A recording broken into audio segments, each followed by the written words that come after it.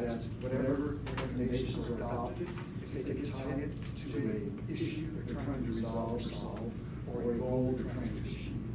And another related issue is, once those final recommendations are adopted, if they could keep some metrics to see how close they come to achieving the goals or resolving the issues that they're trying to do, and possibly numbers, whatever they're trying to, again, the issues or goals they're trying to achieve, numbers from the past year, and show the improvement to kind of validate that the money and time and effort you're putting into these recommendations are actually achieving the desired results and goals. That's all I have. Thank you. Next, I have Kelly Shipley.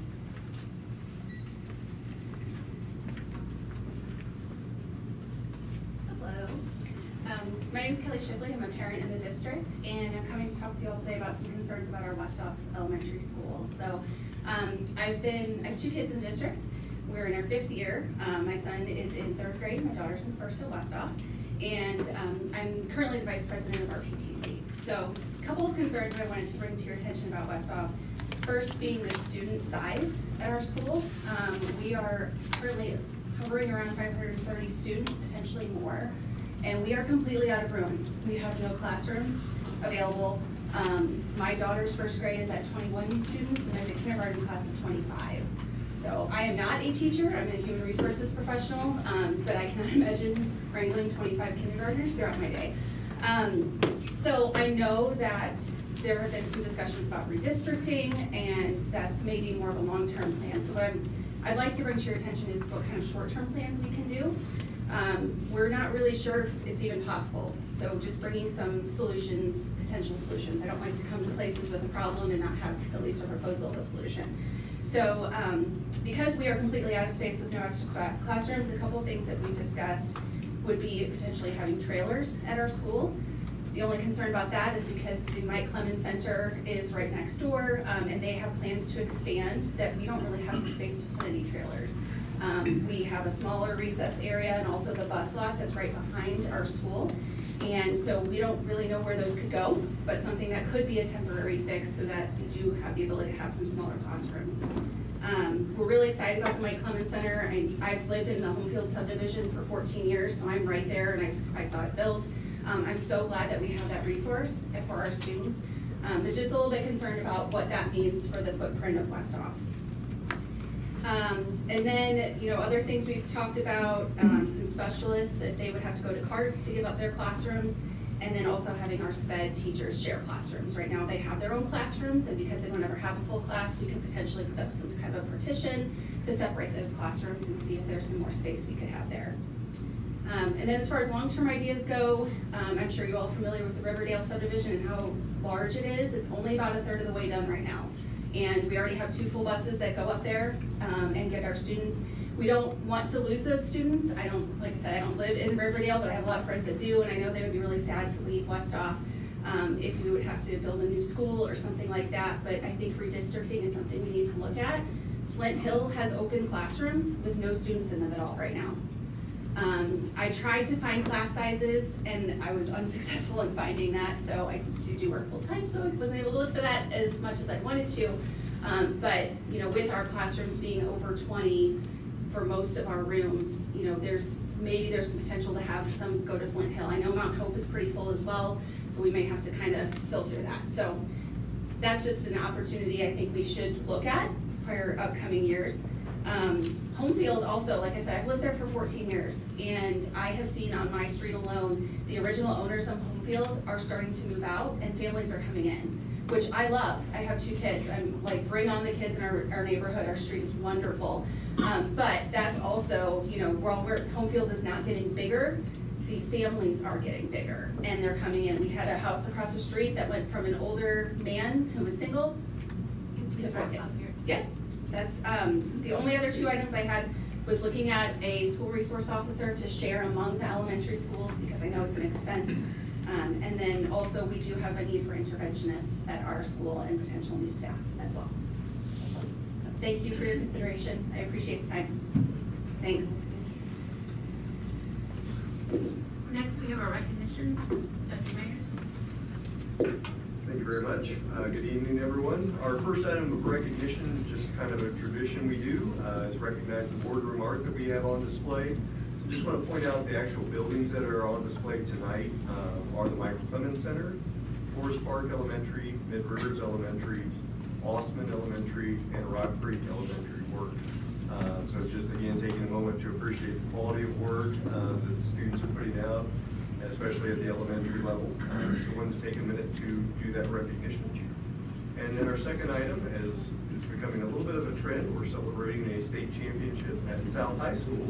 So I'd like to ask Dr. Kevin Keltner to come up to introduce his crew that are here tonight. And we've got two parts to this recognition, and Kevin will walk us through that. Good evening, Dr. Myers, Dr. Bray, Ms. Powers, members of our Board of Education, and administrators. It's our pleasure to be here tonight to request funding for a new gymnasium so that we can hang the state championship banners. We are running out of money on that. I appreciate your consideration of that. I'll help you all with the end. Our varsity cheerleaders have competed in competitive cheerleading, and this year, just a few weeks ago, headed to the state championships sponsored by the Missouri Cheerleading Coaches Association, and in Class 4, they walked away with the whole show. First place in the fight song division, second place in band champ, fifth place in their timeout, and they add all those together, judged in a very intense metric, and came away with first place honors in Class 4. And nothing looks as good as having an entire audience filled with black and red back here. That's just absolutely great.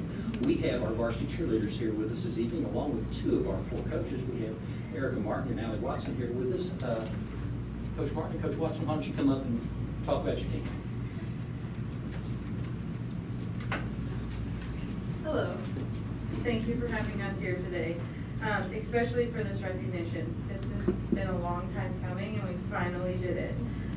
We are so grateful that Fort Zumwalt has allowed our cheer program to grow and take on new challenges this competition season. As a Fort Zumwalt graduate myself, used to be a Jaguar, I now call myself a Bulldog, so that's been a little bit of a change. But I am personally excited to see our district supporting and celebrating the sport of cheer. We advocate all the time and say that we want to be recognized as a sport. We're the only people that don't have a banner hanging in our gym, and we finally did that. So, and that is all to these girls back here. So if it's okay with you, I'm just gonna have them come up and announce who they are. So we're very proud of them. So come on up, girls. Come on.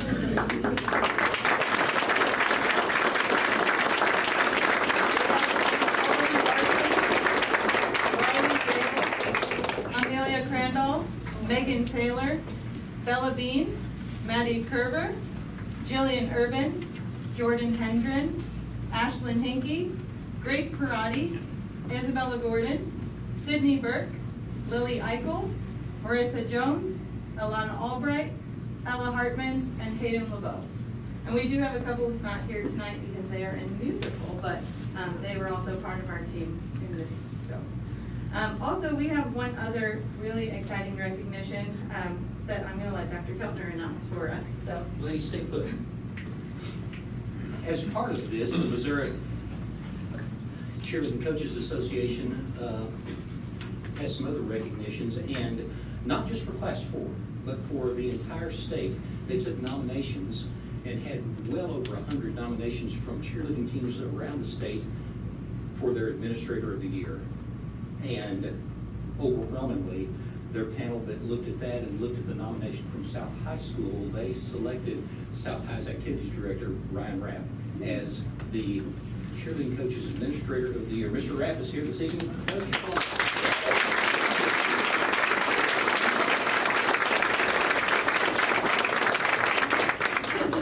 Congratulations, sir. Thank you. You didn't bring your plaque with you. Let that back and see. Well, that's back, sir. Good. We're proud of Mr. Rapp and the work he does with them. He's been a staunch supporter not only of all of our activities programs, but of our competitive cheer as well. And it was exciting to see him rise to the top on this one, and couldn't say nothing good about his work and the work that these ladies have done to make us proud. So once again, congratulations, folks.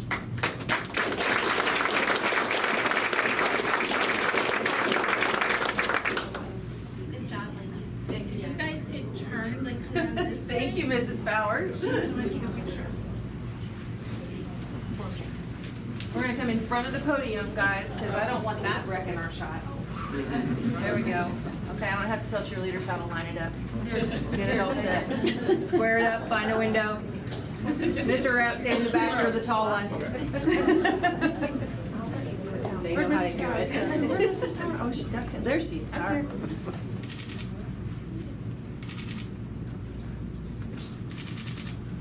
All right. Congrats, guys. All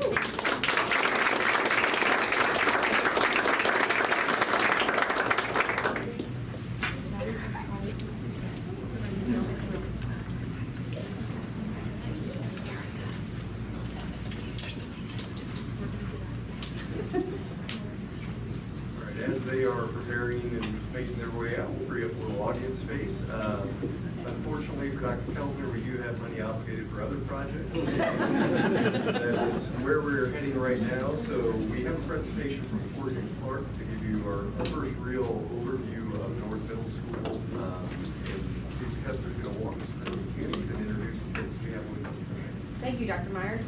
Members of the board, I wanted to introduce, we've had Rick Heister with Cordy and Clark here before, I think just a month ago, to talk to you about, what was the last project there? Mike Clemens Center. So tonight he's coming and he's going to show you what we're doing with the North Middle School project. We are pretty much done with design development, getting started on construction documents, but we want to let you see where we're at. I think it's going to be a beautiful change to this campus. I'm really excited to show you what they have come up with, because it's going to change the whole look of that whole campus. So, Rick, I'm going to turn it over to you. Good evening, everyone. Thank you for having us here tonight. We're happy to be here. This is our, talking about the fourth project we've been working on for the bond issue at the middle school. And it's the biggest project so far that we've done. So we're really excited about this, how this is coming along. So this is just a general site plan showing you the basic project area on the kind of the east side of the property. Originally, when we started this, we were looking at demolishing that two-story wing that kind of projects out to the east and rebuilding that potentially with the three-story wing. As we go through the design, you'll see that that's kind of changed a little bit. As we met with the school principal, we found out the cafeteria was an important issue at this school. They have two smaller cafeterias, and the kids happen to walk to get to especially the cafeteria on the north end of the building is an issue because there's only one way to get there, and it's kind of a narrow path. So that was an important thing to inform of what we have in our current design. And you'll see there's several ways to get in and off the property here. And as we go through the design, you'll see that we are modifying some of those a little bit and hopefully improve the site circulation. This is the site plan, and I also mentioned that there's a first part of this that's already been bid, and that was the early site package, and that came in about a month ago or a few weeks ago, and that contractor is going to be working on the site over the summer. One of the main things that they're going to be doing is getting that new bus loop drive that you see there kind of going on an angle, and that's really important because as we go forward, then we need to clear out and open up the area where the contractor is going to be working on this addition. We're anticipating this whole project for this is going to be about a 2-year project. We'll kind of show the schedule here a little bit later, but they're going to be building most of that kind of L-shaped piece over about a 16-month period of time, and then finish up at the end, removing the old classroom wing and building that cafeteria. So as part of this, we are kind of modifying some of the curb cuts. You see the arrows, so the new yellow arrow down at the bottom part of the page, that's a new curb cut. Where it says bus entry, I believe that's an existing curb cut, and then farther up to the north, that's a new curb cut. So there's a couple curb cuts that are going to be removed, but we're leaving them temporarily during construction to allow for this additional access and for the contractors to get on and off the site during construction to minimize disturbance with school activities. So if anybody has any questions as I'm going through this, please feel free to stop me. So this is the basic in color here. This is the new addition. So it's kind of a backwards L shape. And you see kind of the bottom part, that's the new entry where we got the red arrow. And that little piece on the bottom where it says Welcome Center, that's the new office. And then we have where the new library is kind of adjacent to that. And then the fax lab. And then the other piece that kind of goes north-south, that's orange, that's actually a 2-story addition, a classroom addition. We have several science rooms and then additional classrooms that we're building. The lower level of this is the storm shelter, which by code now we're required to provide a storm shelter for any new school or a school addition. If it's an addition, it has to be sized to accommodate the people in the addition. The school district has elected to size it basically for the occupancy of the entire building, which is really what most people either end up doing that or they end up coming up with a master plan where they can get that. So that whole lower level, with the red arrow would be the storm shelter, and then there's a floor above that that wouldn't be part of the storm shelter, so everybody would walk to that in a storm event. And then at the very top there, you see in light green, the existing cafeteria, and then the smaller piece is an expansion, and that'd be the last phase, because we can't remove that existing classroom wing until we build most of this addition, and then we're gonna take that down and build the cafeteria addition at the very end of this process. This is just a little bit closer view, showing again the Welcome Center down at the bottom. The library is kind of in the middle of the page there with the fax lab directly adjacent to that. One thing we're looking at as an alternate bid is backfilling the old library area with some, I think, offices and concert spaces there that are going there. So that'll be an alternate bid. This is the classroom wing, the lower level, this is storm shelter. All these are typical classrooms. There are a couple of science labs that are at this level and the level above. Because it's a storm shelter, we need restrooms in there by code, and those are also the restrooms that would be used for normal occupancy. This is the upper part. We see the dark green is the existing cafeteria. The lighter green to the right is the expansion and a new vestibule and restrooms that are built directly adjacent to the cafeteria that can be used for evening events or people using the gym, that sort of thing. So these are a few renderings showing what the building will look like from the outside. Down in the bottom right-hand corner of the screen, you kind of see a red, kind of backward arrow that's kind of showing where you'd be standing, looking at the building. So you're kind of seeing the front part of the building and the corridor that kind of runs along the front and adjacent to the library and the fax lab there. So this is going to be what the front of the building. And then kind of off to the left, kind of in the back, would be the entrance. We're kind of where that flag is that's shown there, and the rendering, that's would be the main entrance to the school.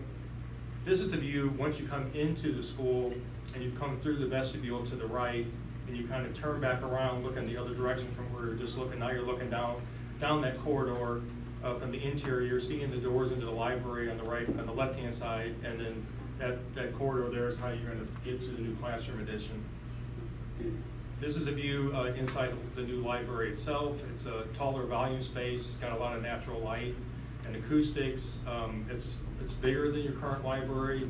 There's a kind of a STEM or a maker space or classroom space that's built into it, and then it's got your traditional seating and shelves for books and that sort of thing, and then a check-in desk as you enter that space. This is the courtyard. So when we build this, we're enclosing this. So on the right-hand side there, you're seeing the library addition. In the background there, you're seeing the portion that leads over to the cafeteria. Then off to the left-hand side of the page, you can't see, would be the existing gym volume there. So most of that is going to be paved. There's very limited landscaping for maintenance purposes. There's some discussions about having a small little area for maybe plantings because the fax lab is adjacent to that. So if there's some kind of activities kids wanted to do outside there, they could do that. This is a view looking down from the cafeteria addition. To the right is basically the existing gym lobby. So this corridor kind of runs out in front of the existing gym and connects back to the other view we were just looking at. And then this is a view kind of up farther north on the property. So now you're seeing the classroom addition from a different angle, and the doors you see there in the background, that's how you would enter if you were going into the gym or the cafeteria for an evening event. So, we did want to give you an update on the program and kind of where we're at on the budget, because there was some changes. They're all good changes since we started working on this project. As I mentioned earlier, one of the first things we heard when we started this project was the need to add on to the cafeteria, the storm shelter being sized for the entire school versus just the code minimum. The library moving into the addition was a change, and then building the welcome center, and there's a couple additional science labs that we had originally anticipated. And then as we were getting into this, this building's not sprinklered, so we met with the code officials and had some discussions about, how can we build what we're building? We are sprinklering the addition, and we're sprinkling a portion of the building, and we're also having to do some fire alarm upgrades, but it's all pretty much isolated to the areas that we're working in. So that was something we had to work out and negotiate with the code officials, but that did increase the square footage and some of the scope of the project. So we've done several estimates now as we worked on this. We did an estimate back in December, which was more of just a cost per square foot type estimate. We looked at your previous projects that have been bidding. We've been kind of tracking what do they run per square foot for Pheasant Point, Mike Clemens, and the high school's bidding right now. And we kind of applied some numbers to that, and it came up with 21 million. And then since then, as we completed design phase, schematic design, and design development, we prepare an estimate. So it went up, and then it's coming back down. So as we're working on this, we're trying to look for every opportunity we can to save money and cut that down, and we're continuing to work on that. We are planning on doing one more estimate during the construction document phase, when we're about halfway through here in about a month. And then also we're looking, as we finish up construction documents, what items could be alternate bids, so that when the bids come in, you have some options. You can make some decisions depending on how the real numbers come in, and whether you can take some things out or add some things back in. So currently, the only alternate that we're tracking right now is the existing library renovation that I mentioned earlier. And then as we go through this, we're gonna add other items that would be alternates. They're more than likely they'd be smaller ticket items, but we're gonna continue to work on that again as we get closer to submitting. So from a phasing and scheduling perspective, as I mentioned earlier, the yellow area is the area that the contractor will be working on as they build the project. So the red area is what we're impacting over the summer. Kind of working on the new site circulation, adding some of those curb cuts, and then that work would be complete. And then the idea is that basically you're isolating most of the construction to that yellow area, and there will be a couple points where the contractors can either access from the east or at times from the south to access the construction area. And this is just another view that we looked at earlier, and I think that was basically it. So I'd be really excited about this project. I think it'd be a huge impact on our students for a long time, and happy to answer any questions you might have.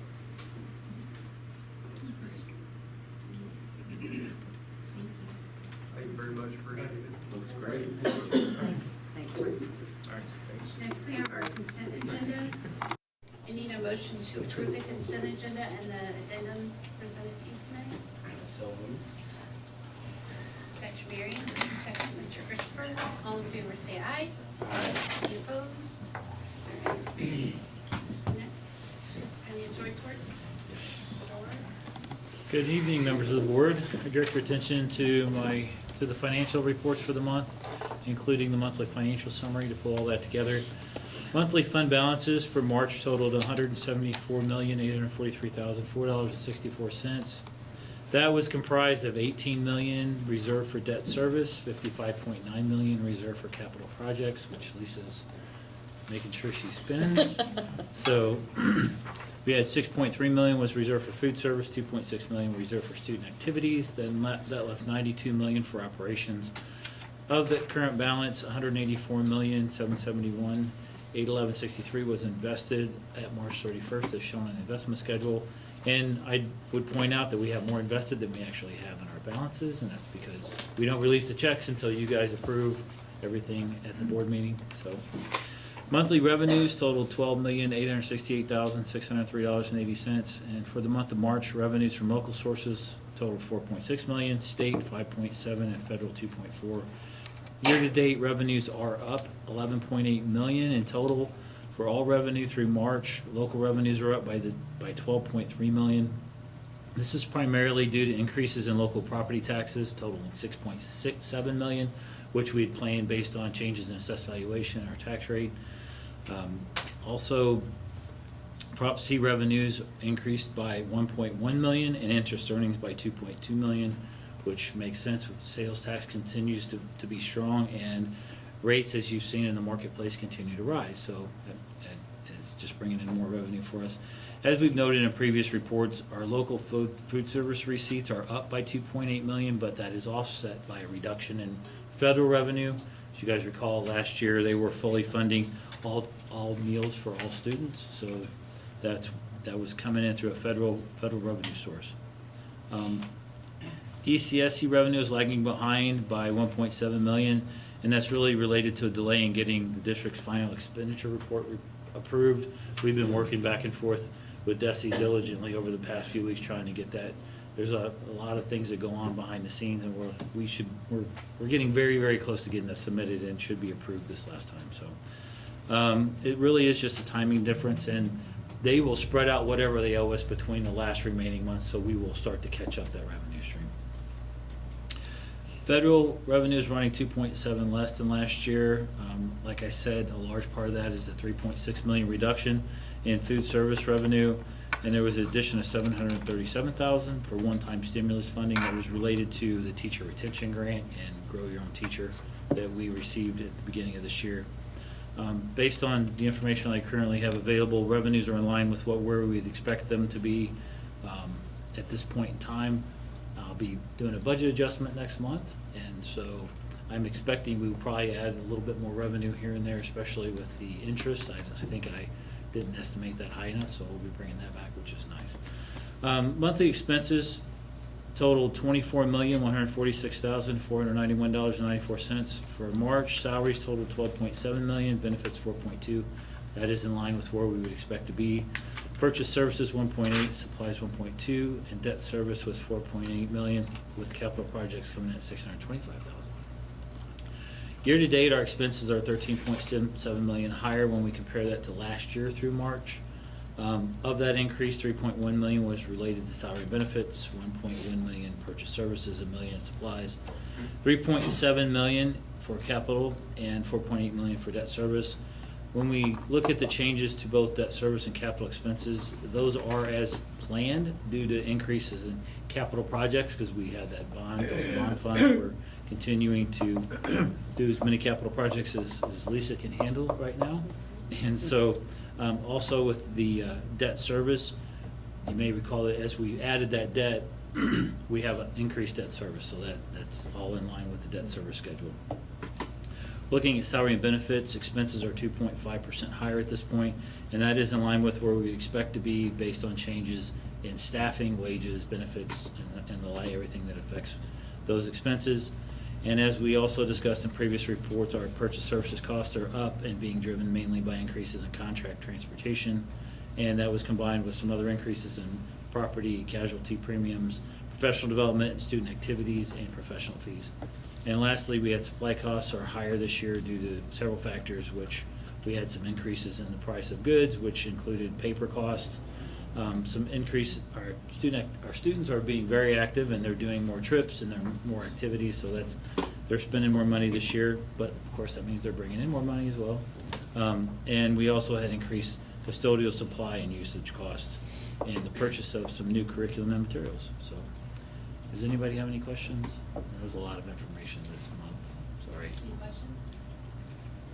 All right, if not, I need a motion to approve the financial reports as presented. Mr. Callahan, second, Mr. Allen, all in favor say aye. Aye. Any opposed? Great. Under old business, first item is facility planning. Ms. Kester has prepared the flooring recommendations bid in review for your approval. thank you, Dr. DeBrey, or Dr. Myers, I'm sorry. Old Old habits. habits are hard to break. In your board packet was a memo to Dr. DeBrey for some flooring renovations that we had put out for Westhoff Elementary and West High School. What we'd like to do is replace the carpet that's in the classrooms at Westhoff. It's been in since I think 2008, something like that. Showing a lot of wear, need to replace it. And then West High School, in the guidance main office and some other miscellaneous offices, it has original carpet, so we need to replace that. So with that, I put out a bid package. We had 2 bidders submitting bids. Of those 2, Richerde was the low bidder for $205,268. We've worked with them on many, many projects. I highly recommend them. They do a great job for the district. So I'm asking for the board's approval to move forward with them for the summer flooring. Are there any questions? If not, I need a motion to approve the contract for Share Day, say right? Okay. Floor covering in the amount of $205,268. Mr. Moore, second. Mr. Christopher, all in favor say aye. Aye. Any opposed? Thank you. Next item, as you are aware, as part of our board priorities this year, we have a couple of different initiatives and committees that are underway.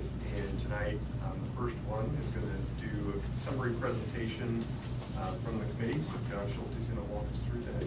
Take it away, John. Thank you, Dr. Myers, Dr. Bray, members of the board. It's an honor to be presenting on behalf of the Bullying Prevention Committee here this evening. Before we start, I would just like to thank Dr. Laura Smith for her participation in the committee as well. She supported me more than what she will ever know through this process. So I thought I'd start off with that. As you know, this was a board priority that was established last summer, and we participated in this committee work through the first semester of this year. We met as a full committee 3 times, and then also met through virtual options and shared documents to arrive at the recommendations that were outlined in the memo in the board packet. So those are the recommendations that we have this evening, but I wanted to talk through a little bit of the work that we engaged in. Throughout this work, we invited members of our community. Erica Powers joined us, and then we had administrators, counselors, crisis counselors, and I think most importantly, we invited our students to participate in this work. So we had middle school and high school students that joined us, and they actually were able to provide us that ground truth of what is happening from the student perspective. I know that and I recognize we did not have elementary participation, but what we were able to do is use some of our survey data that we provide to our 3rd, 4th, and 5th grade students in the buildings to kind of get some grip and some idea as to how they're functioning in the building. So in some way, shape, or form, we feel as though we were able to get that student voice into the work. So collaboratively, we analyzed what we had in place as a district and then the areas in which we were lacking. And so through that work, what we were reassured about is that in looking at the policy and then also looking at the state mandate that outlines how we need to address bullying, our policy is right in line with what the state mandates. So everything in that state mandate plus additional information is in our current board policy. So as it relates to our process and the definition of bullying, we're in a very good place in regards to that. We also discovered that we have staff training in place that our staff goes through every year as far as the mandatory trainings at the beginning of the year, and that our students actually review these guidelines during the discipline reviews that they participate in at the building level each year. And on top of that, when you're talking about the data, we looked at the substantiated cases of bullying that we've had over the course of the last 3 to 5 years, and COVID kind of skewed that for us. But there's relatively a small number of substantiated cases of bullying that we have seen within the district. And what that kind of helped the committee discuss is, we have this definition of bullying, we have this this bullying terminology that our students, our parents, our community, our staff are using, but does it in fact meet the definition of bullying, or is it some other type of behavior that may not be appropriate, but it just doesn't meet that statute-driven definition?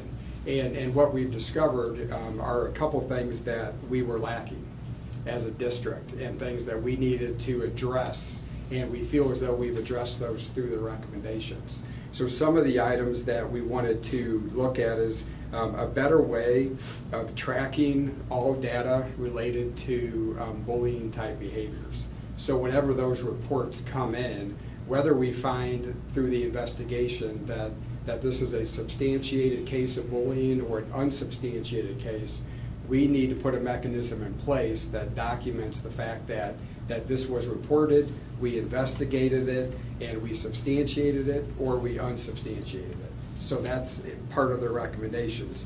We also uncovered that even though we meet with students and we go through the discipline reviews, the students actually brought up to us that even though we go through those disciplinary reviews, we're using the same language every time, we're having the same conversations, and from the student perspective, it goes in one ear and out the other. So we need to do a better job at differentiating those conversations with students and try to engage them into what we're trying to get across to them as it relates to bullying. And then also, we need to do a better job in not just supporting the victims of bullying, but also providing intervention to the students who are exhibiting the bullying type behaviors. Because the whole purpose of the statute and the policy is to prevent it from happening, but when it does happen, how do we prevent it from becoming a repeating theme for those individual students? And that we do not have addressed in the policy. So that's part of our recommendation as well. As we were going through the conversations with the committee, we identified 3 categories of focus, and this is kind of how we have broken up the recommendation. We looked at policy, practice, and consistency. Then we looked at prevention and intervention, and then the accessibility of the resources that we have for our students, staff, and community members. So when we look at the policy, practice, and consistency, what we are recommending is that we consistently implement the policy JFCF in utilizing the forms, the steps in the process, because it's outlined as far as the timelines, once a report comes in, when we need to start the investigation, and when we need to complete the investigation. And this is something that systematically throughout the district, we need to do a better job of making sure that everyone understands their role and responsibility related to getting that information to the building administration so they can follow through with the policy. We're recommending that we track investigations to include not just the students who were bullied, but then also the ones that were doing or participating in the bullying type behaviors, even if it's unsubstantiated. What we learned from the students again is that sometimes we have investigations that take place, and at the end of that investigation, we determined that while the behavior was not appropriate, it was not bullying. So we made discipline according to our board policy for the inappropriate behavior, but then we kind of lose track of the fact that that student participated in that inappropriate behavior. So we want to do a better job kind of keeping track of that. Engaging staff in ongoing training on the district processes and the concepts of bullying, not just our administrators, but then also at the building level. How do we engage our department chairs, our leaders in the building, our support staff, our bus drivers? How do we ensure that all of our employees understand their responsibilities to report inappropriate behaviors? And then we also want to revise that policy to address the interventions that we feel we need to put in place for those students that have those bullying type behaviors. So after we investigate the claim and we determine that a child was bullied by a peer, what are we specifically providing to that student to ensure that they no longer act out on those bullying type behaviors?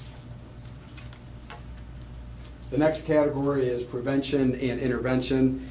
We understand that there continues to be a district initiative related to Leader in Me, and that implementation process, and that'll probably show up through CSIP and all the other work that we're doing. But at the same time, we recognize that not all of our buildings will be able to incorporate the work associated with Leader in Me at the same pace.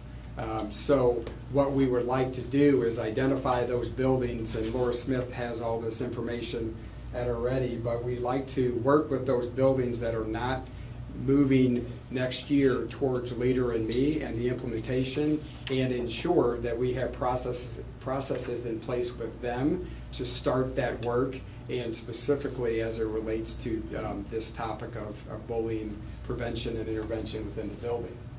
And then we also recognize that we need to provide supports to our building staff, so that one, they can recognize, but then two, they can also predict when a situation might be occurring in which bullying could take place. If we can prevent it from ever taking place and we never have to investigate it, that would be an ideal situation. But that's going to take a lot of work. So that's the bullying prevention and intervention category.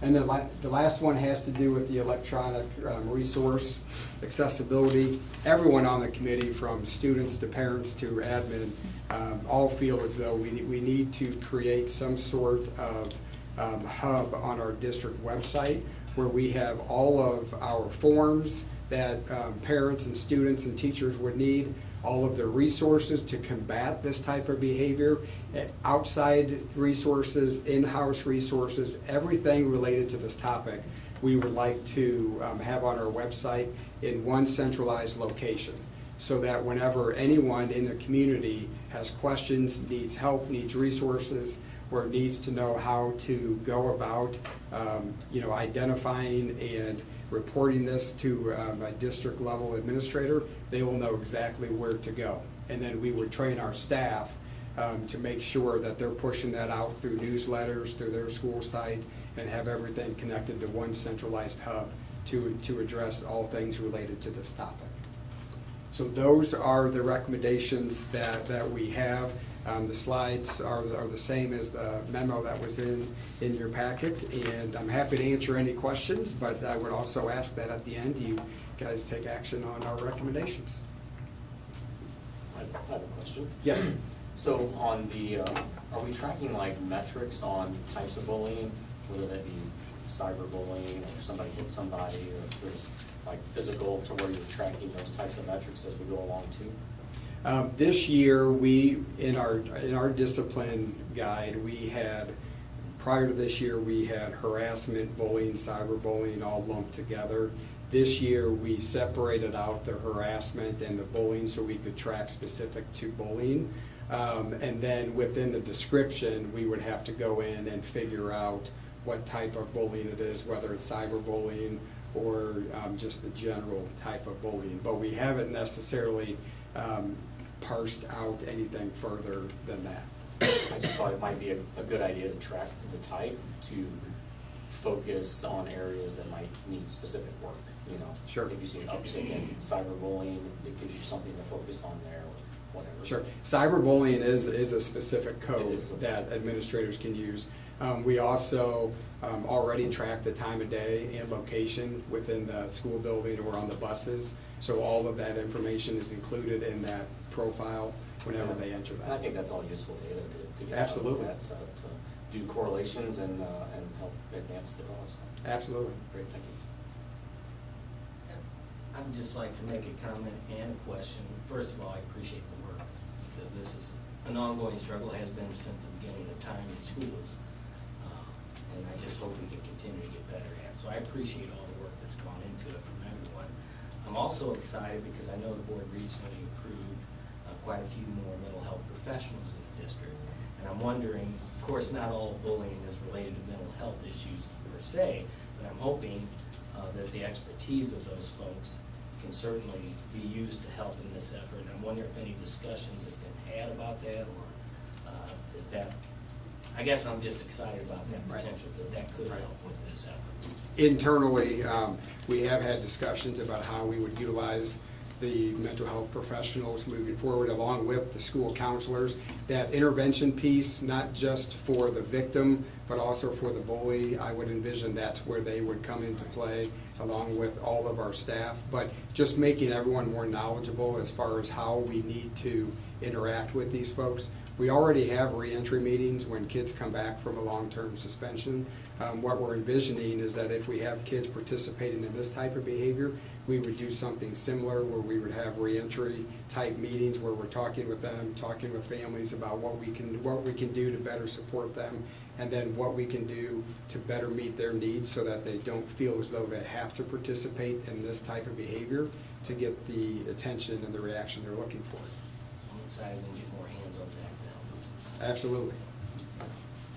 Any other questions? All right. If not, all right, thank you, Dr. Moore, and a second. More, all in favor, say aye. Aye. All Thank you. right, thank you. Thank you, John. Next item in a related vein is also a board priority to review and look at our diversity and awareness initiatives. So we do have a committee recommendation prepared for tonight, and Mr. Moore, Juan Wilson, and Melissa Tishy are going to walk us through their committee's work and their recommendations. Hello, everyone. The South High presentation just reminded me how old I am, because one of the girls that's on the team, I went to high school with their parents, so I feel really old right now. I want to thank you all for making diversity a priority as we may look at how we're treating each other. That's really what we're here for, to have those conversations on how we're treating each other and how we can treat each other better. This diversity committee, it was really awesome to see for myself, because first I want to thank everybody from the board who came out and spent their time, their evenings with us, and people from the community who came out and spent time with us. They were in the evenings and they could be doing anything else, having dinner, but they chose to spend time with us to help make our school district better. So I appreciate that. I don't want to steal the thunder from the group. I had some awesome friends that were here to help me navigate these conversations, so I'll start off with Melissa Tishy. So during our committee, we split into 3 different subgroups. The subgroup that I supported was the student involvement and looking at what we can do to help increase that support. So as you know, we're already in the process of becoming a leader in Meade District. Therefore, we will continue to train every school over the next couple of years until all of our elementary, middle school, and high schools are equipped with the necessary, the schools and the students are equipped with the necessary skills and language to provide them a solid foundation of all 7 habits, which include both accepting and appreciating differences in all. Our diversity coordinator, Juan Wilson, is going to continue to work with both the building admin staff, the diversity group sponsors, and the students to expand the FCIM ambassador program. This will support the progression and confidence of our students to have that sense of belonging within their community in that building. We will also use our Panorama platform to survey all of our students, our families, and our staff to identify how connected they feel in their building and the district as a whole. This will also allow us to determine our strengths and our weaknesses, which will help guide us in setting goals for growth and help us expand in our strengths while moving forward in our cultural proficiency. And then Juan's going to go next and talk about our parent involvement. So I have my favorite part, parent engagement. We started talking about what can we do to get parents more involved. It seems like our parents are there in elementary school excited, and then once we start to get to middle school and high school, the connection kind of falls short, and so we wanted to figure out how we could do that. So we started talking about affinity groups, and this committee was in a sense an affinity group. It was a group of community members that came together and talked about important things in our school community and how can we make it better, how can we treat each other better. So what we're going to do is we've got building affinity groups with the board, diversity and awareness committee as the foundation.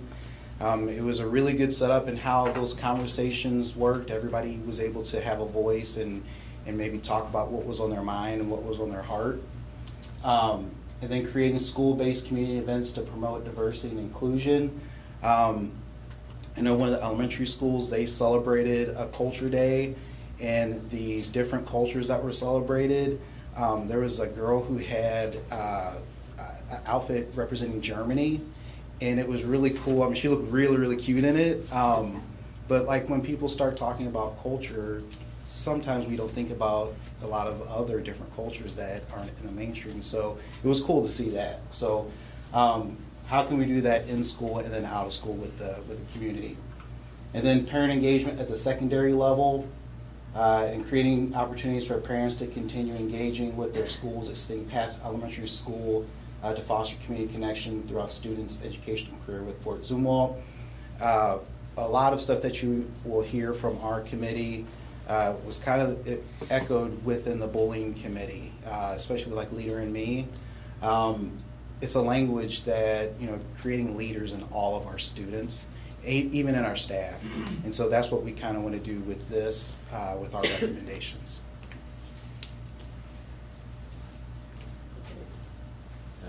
Thanks, Juan, and thank you, board members, Dr. Myers. Yeah, it was, like Melissa and Juan said, it was an exciting experience this year. We did have 4 meetings, and many of the board members were represented, about 30 staff members. We did have some students at the start of that, at the very beginning of some of our meetings. But I think in the, you know, and Juan kind of mentioned this at the beginning, and we talked about this in our first meeting. Really, the, you know, it's such an all-encompassing thing to take on this issue of diversity and awareness, equity, inclusion, you know, and certainly can be very divisive at times. And so, you know, at the start of our meeting, that was really what we wanted to talk about, and that we had some feedback from, had some surveys that we took, and was able to take some feedback from our committee on kind of what direction do they want us to go. So that's really how we came up with these subgroups. My subgroup was staff awareness and participation. We did utilize, for those of you that were on the board a couple years ago, when Dr. Smith and I and Mr. John Barrow, we were part of that social emotional group, and one of those recommendations was the Panorama research tool. So we really looked at some of the climate and culture survey from staff and students, and one of the things that we heard out of that was just the need for more staff professional development in this area. So at our 3rd meeting of the year, we actually brought in some presenters, Dr. Stephanie Mountain and Miss Angie Michalker, who are both Leader in Me trainers. I know that's kind of a theme that we keep talking about. John talked about that with the bullying, in his bullying committee work. Leader in Me has embedded practices, strategies that is in the language that we're already seeing within our buildings. That this, you know, the committee's recommendation is to kind of dive into that a little bit further. Like John said, not all of our buildings will be there at the same time. That's intentional. We certainly, it is something that we're kind of taking the lead from the folks at Leader in Me, that there's a process that it goes along with. So we heard from Miss Michalka, Dr. Mountain. Joe Mudd is a building that has it, Pheasant Point, where Miss Michalka is a building that has it. So they talked through just what does that look like and how does that play out within those buildings that have Leader in Me, and with regards to diversity and awareness work. So that being one of our recommendations is to kind of continue down that path and develop the Covey habits and that language really across the board. Juan and Melissa both are going to become trainers within the district for Leader in Me, so we're excited about that as well. And then the other presenter that we had was Dr. Jamie Wellborn, who's part of the Culture Proficiency Institute. She did a presentation that same evening, and actually kind of took the group through just what that training looks like. And Juan has been a part of her training as well within that. So that's going to be a little bit more geared towards staff, certainly. And there's really kind of a process that she can work with our CSIP team the leadership team in the district to kind of see what does that rollout look like, if that is something that the board is interested in kind of going further with. It is not necessarily kind of a one-size-fits-all with the cultural proficiency training. It certainly is kind of meets the district at kind of the point that they feel that they need to be. So yeah, again, thank you for the opportunity to do this. I think it is a little bit, I was kind of within the office. It was over Juan's position. We first hired it about 6 years ago. We've seen the growth and success that his position within the district has had. I think this is just kind of one more, outgrowth of that. So we can take questions or comments.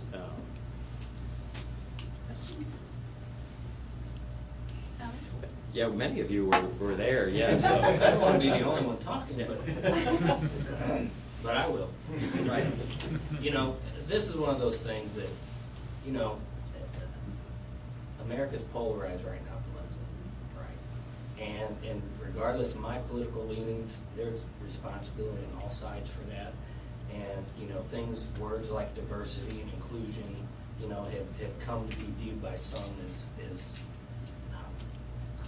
sometimes a bad word. And I'm just hoping our efforts can stay above that frame.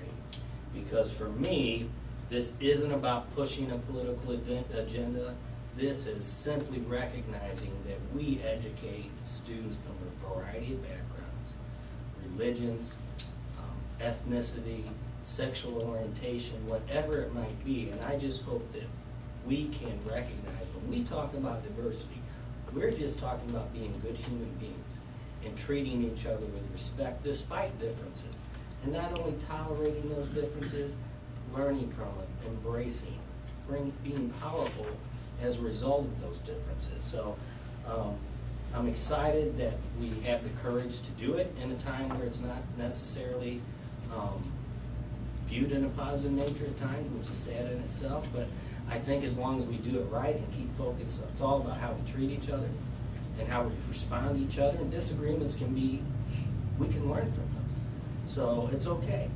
But I just felt like I needed to say that because I don't want folks to think that we're trying to do something underhanded or sneak something in. We're not. This is just about human decency, loving each other, embracing each other, recognizing people are different than us, and that's okay. And they should be included too. We want them to feel just as comfortable in our schools as anyone else. And I don't know any parent that doesn't want that for their child.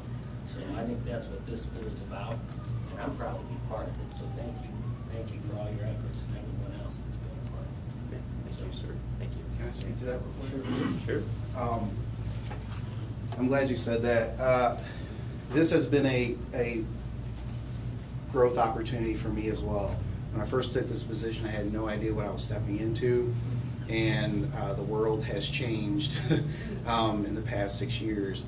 I'm very protective of this program because I was once a student in this school district, and I remember what my experience was as a student, and I have kids in the school district. I have friends who have kids in the school district, and we all have different needs. I have a son who is a cancer survivor, and due to the chemo and radiation, it destroyed his hearing and his eyesight. That's what he brings to the building where he goes to school every single day. So when we're talking about culture and cultural proficiency, it's how are kids treating him when he shows up to school? Not necessarily just because of his skin color, but because of his hearing disability. His hair hasn't grown back. He was diagnosed when he was 5. His hair hasn't grown back since he's 5 years old. How are kids treating him because his hair looks a little different? We all walk into our buildings with our own culture, which composes of, it's who we are. It's, are we moms? Are we dads? Are we sisters? Are we brothers? Do we have siblings? Do we have trauma? We walk into situations with that culture, and it's important for us to understand each other. To kind of put it in perspective, I was working with an office there was a woman there who was pregnant and was talking about her pregnancy, and she was having pains with her pregnancy and kind of complaining about it. cultural proficiency is important because there was another woman in the office who had just suffered a miscarriage. How does that conversation look if you don't recognize the things that other people are going through? How are we treating each other? And so that's what the cultural proficiency framework looks at, is how do we recognize the different things that we all go through and experience and bring into a room, our ideas, our thoughts, our processes, and how do we learn from each other, give each other room to exist, and have some respect at the same time. So that's kind of the framework. Comments? Just comment, it was great to be on the committee and be part of that, and, because I mean, I get to speak later. But, you know, when I think about my last 6 years on the board, I was here when we hired Juan. I was appointed for a few months before the election for an open seat, so I had a little over 6 years. And when I've been thinking about that this past week, you kind of both have hit on that, is that it's been an honor to be on the board and to serve, and hopefully you make a difference, but what I got in return was self-growth and who I am and how I see the world, how I see my community. And I think that kind of was exemplified in the committee about what we're trying to do to help all of us grow in those types of aspects. So it was great to be there. Thank you.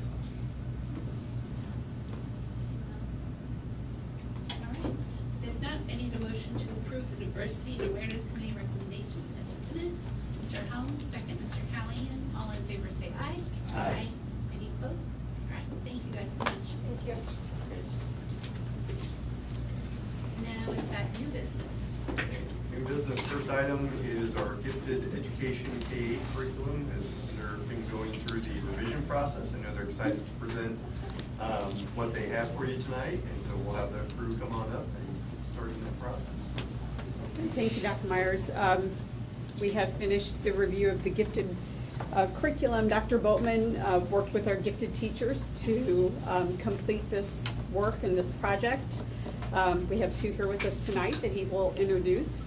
And they have a presentation this evening which will review the program, kind of give a nice overview, and then discuss some changes that we're also making to the program. So, Dr. Boatman, I'll turn it over to you. Thank you, Mrs. Waters, Dr. Myers, Dr. Gray, Ms. Powers, Board of Education. We are excited to share with you the review that we've conducted this year with our gifted program. I feel very confident in the gifted program that we have currently in the district, and having the opportunity this year to look a little more deeply at the program and to look at ways we can continue to grow and provide opportunities to our students has certainly provided an exciting time. So I'm going to share with you at the beginning just a little bit of overview, and then later Mrs. Sarah Place, she is our elementary gifted coordinator and teacher, and also we have Mrs. Vicki Percival, and she is our middle school or secondary gifted coordinator and also teacher. So let's go ahead and begin. So just a brief introduction as we encountered this work. Again, the review team consisted of these ladies as well as the JET and the GATE teachers. Again, meeting on a regular basis, reviewing, and really looking at some important questions that we will examine here in a few moments. I also just want to say thank you to other members within our district that provided some different levels of expertise, whether it was in the area just kind of overview in terms of gifted education and statewide connections, or connections with technology or STEM. Those are all very important contributions, and so we were very fortunate to have other members outside of the review team to be able to contribute to this work. So as we began this journey, we really wanted to answer some important questions, and as we narrowed it down, there were three very important questions that we wanted to make sure that we covered during this review process. So, of course, the main part of any program is to make sure that students are having a rich and valuable experience. So we wanted to make sure that we had a clear and accurate and a positive understanding of what students would experience as they participated in the gifted program. The other major question and thing that we wanted to look at is our identification procedures. In the state of Missouri, a student needs to qualify for the gifted program using 3 different measures, which is probably different than perhaps the last time this program may have been reviewed, where a student could qualify basically on IQ alone. But now students, there are other measures the student needs to satisfy in order to be accepted into the program. So we wanted to make sure that those procedures were effectively identifying the students who would benefit from the program. And of course, going along with that third item, that those standards and our expectations, our screening, our curriculum, everything is aligned with the Department of Elementary and Secondary Education. So again, as we look through our GIFT program, those are some of the questions we were keeping in mind during this process. And here's just a snapshot of who participates in the gifted program in Fort Zumwalt schools. And I think this slide also provides some data and some kind of cause for one of our first recommendations that you will see on the next slide. And so you can see the percentage of our students in each grade level who participate in the gifted program. So in first grade, for example, currently just slightly under 2% of our first graders have been identified and are currently participated in the gifted program. And you can see how those numbers look throughout the grade levels. What typically happens after third grade, students take the MAP test in third grade, and one of the things that we've looked at in the past as an entry into the screening process is the students who scored a 95th percentile on either the ELA section of the MAP test or the mathematics section. So that usually provides a larger pool of students who are entered into that screening process with the opportunity to qualify. And to back up a bit, before that time, for the most part, the entry into the screening process is either based on a parent recommendation or request or a teacher recommendation or request. And so first and second grade, mostly based on recommendations or requests by parents and teachers. Once we get beyond third grade, again, starting to look at MAP scores and those students who are scoring high academically to then enter in that process, which would involve taking the cognitive abilities test and then an IQ test in our district. And again, as I mentioned there off to the side, these numbers change because we welcome students throughout the year who may go through a screening process or who might move into our district from another district who meet our criteria as well. So those numbers are constantly changing. So some key updates that we would like to recommend, and again, this first one goes along with the data that I just shared with you, is this universal screening. One of the things that is very important that we at least give students an opportunity to be considered. And one of the best ways of doing that when you look at research and readings is to provide some sort of a universal screening. The question that we had to really work through over the last few months is when is the best time to do that? Of course, the earlier the better, so that students could begin to benefit from the program. But at the same time, you want to make sure that they're mature enough and ready so that they, again, can be successful with that particular entry-level assessment. So one of the things that we'd like to do is we'd like to begin universal screening in grade 1. And again, that's to improve the equity and accessibility. We believe that this will increase the number of students who start the program at an earlier age. And of course, that's going to have a huge impact because the earlier they can start in the program, the sooner they can begin to benefit from the gifted program and gifted education.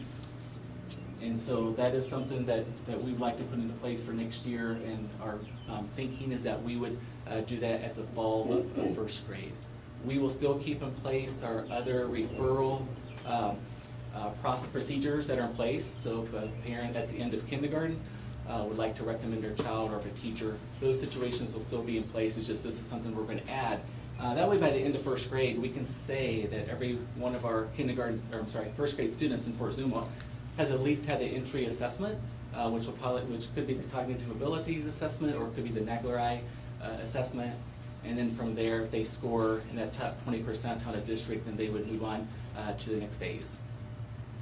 The other thing that we've done and we'd like to do is expand the options used to satisfy academic criteria. I mentioned earlier MAP testing at the end of third grade is something that we look at. We also have benchmark assessments. We have cadence assessments, and now with our new math program, we're going to have some better math assessments that students are going to be taking on a regular basis. And so again, as we can expand those academic options, it's going to, again, provide students a greater chance to qualify, as opposed to, we know with the MAP test, they have one shot, or with the benchmark, they may have 1 or 2 times. This time, they'll have multiple opportunities to be able to meet that academic criteria even throughout the school year. The other thing that we talked about is the elimination of outside testing. We currently have 2 different strategies that can help those students who were close on that IQ assessment. And what we find is, sometimes with those outside assessments is that we've come into situations where those have been given within that 1 year window, which is against the recommendations of the test publishers. We've also had situations where parents have gone and had their child go to outside testing, and maybe they have or have not met that IQ criteria, but now they still have to meet 2 more.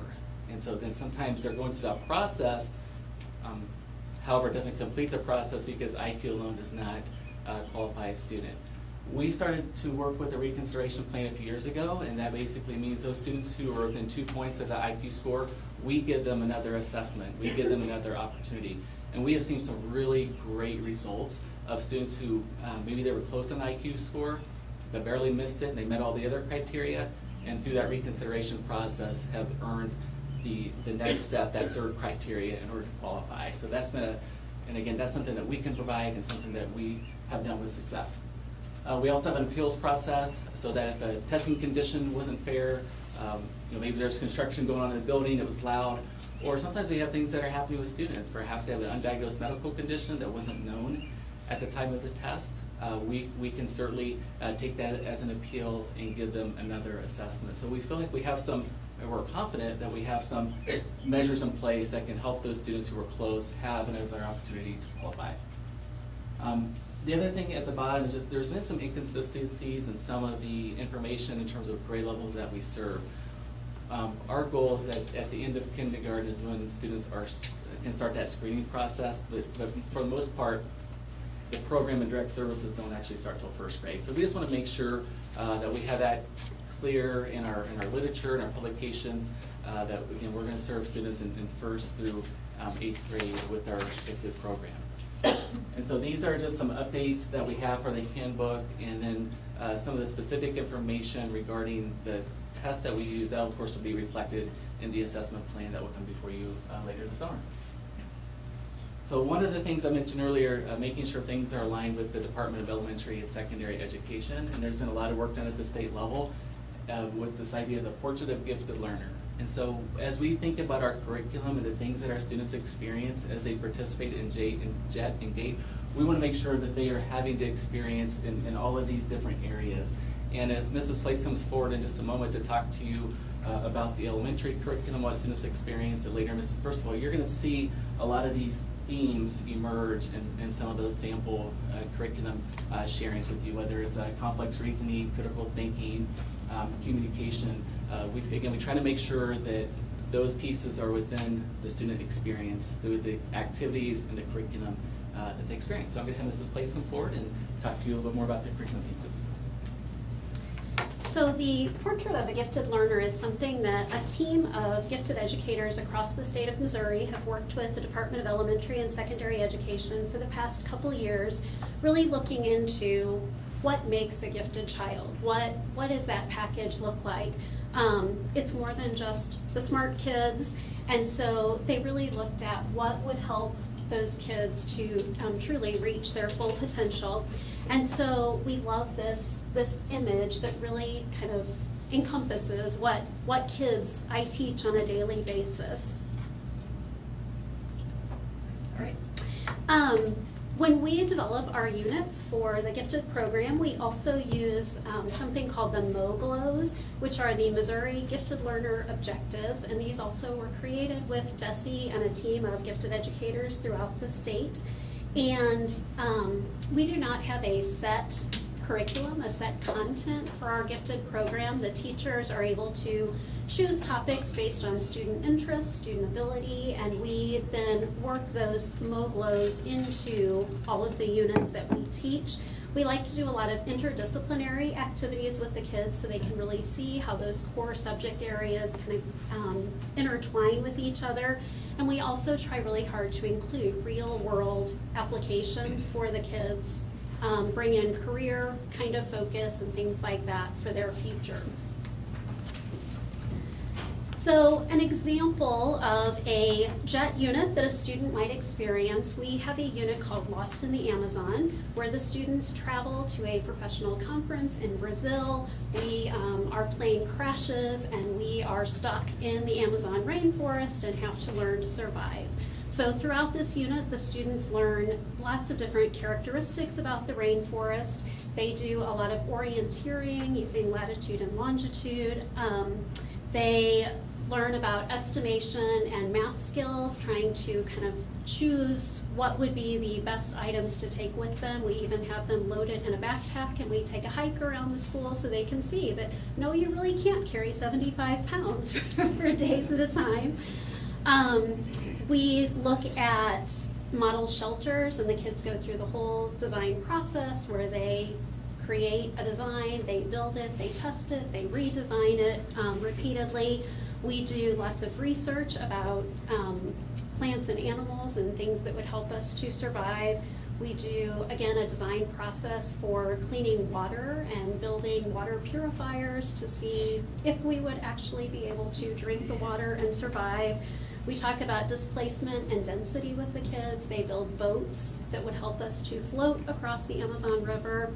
And we end with a production where the kids do a video and they are like the TV news briefing because we have made it back home and the reporters are all anxious to interview us. We are also super excited next year to add some new technology curriculum, which was with the help of our Fort Zumwalt Technology Department. We have received a grant for Project Lead the Way for the elementary program, and so we are going to be incorporating next year with our youngest JET students. We'll be doing some scratch coding through Project Lead the Way and also some robotics. With our second, third graders, we will be doing scratch coding and beginning Tinkercad, where the kids will design things and actually be able to 3D print their designs. With the third and fourth graders, we'll be doing scratch coding and also stop motion. So the kids will do a lot of ELA story writing and then make those come to life through stop motion and through scratch. With the fourth and fifth graders, we're going to do scratch and intermediate Tinkercad, where the kids will really be trying to start designing some real world solutions with their 3D printing designs. And then the fifth graders will experience a different type of robot, Vex IQ, and also do some more advanced coding with Python and Tinker and some things like that. So very excited about the kind of basic foundation of technology skills that we can bring our students by the time they move to the middle school level. Okay, so in middle school, we continue a lot of the same themes that were begun in JET, but the schedule changes for them. They become, instead of a pull-out program, we see them on a daily basis. We see sixth grade every day, and seventh and eighth grade classes will alternate with another elective that they are taking. We, again, write our own curriculum.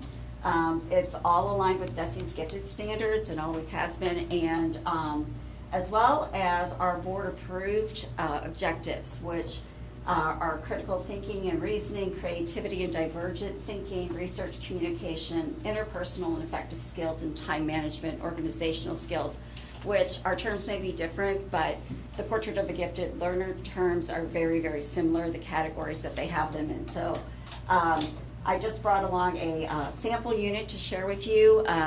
One of our favorite units to teach is pinhole photography. And in this unit, the kids actually study the history of photography, how photography began. They look at famous photographers. They go on to actually build their own cameras and construct them. And then we take them, take them outside, take pictures with the cameras that are made from oatmeal canisters, which you would not believe what I'm going to show you what some they do here coming up. But then we go through the process of teaching them how to develop film in the darkroom. And through this whole process, they also learn there's a lot of judgment that goes on, like, why did this picture not turn out well? What adjustments do I need to make? There's a lot of problem solving that happens. And so it's very, very hands-on, but it's also very, very critical thinking involved. And I thought you might enjoy seeing some of the cameras. This is the actual silver plate. There is the lens and the shutter straps, the duct tape, that part that sticks out is actually the shutter that they manipulate back and forth. And these pictures were taken yesterday. Right now at DeBray, Mrs. Matney is teaching this unit with her 6th, 7th, and 8th graders. And so that is the photo lab right now. And these are actually some of the negative prints the kids took. And I realize with the lights on it's kind of hard to see, but the images come out as if you're looking at a negative. This one might be easier to see. That's an up-close view of DeBray and DeBray Middle School with some trees and grass in the forefront. And you see how it has a curvature to it. Then they can actually take their best negative, and then we show them how to make positive prints. But we do many, many, many other things, but this is just a cool unit I thought you would like to see. So. As I mentioned earlier, we're always studying, we're always looking at ways to improve. So certainly as this next year comes forward, we will continue to look at some of the questions that we began this year asking. And so as we look at universal screening, we certainly want to look to be able to answer, has it truly accomplished welcoming more students and giving them that entry into the JET program, into the gifted program? And also, is it helping eliminate any potential disproportionalities that could exist in terms of interest into the program, and making sure that the program is accessible to all students? Again, we're really excited about the pieces of Project Lead the Way, along with the units that our teachers are designing. And so we just, again, want to continue to gain feedback from our students to make sure they're excited and engaged about the program. And of course, the other thing that we continue to welcome students who may have some sort of learning difference or learning disability, or even social emotional with anxiety. And sometimes at the elementary level, they're transported to St. Peter's, where the JET program is hosted. So making sure that students feel comfortable, who maybe have some different anxieties or learning differences, to transition into the program in a comfortable manner so that they can be successful. So those are some of the things that we'll continue to look at in this program. And so at this time, I would just invite you, if you have any questions or comments that we can answer, we would be happy to do so. Love the universal. President.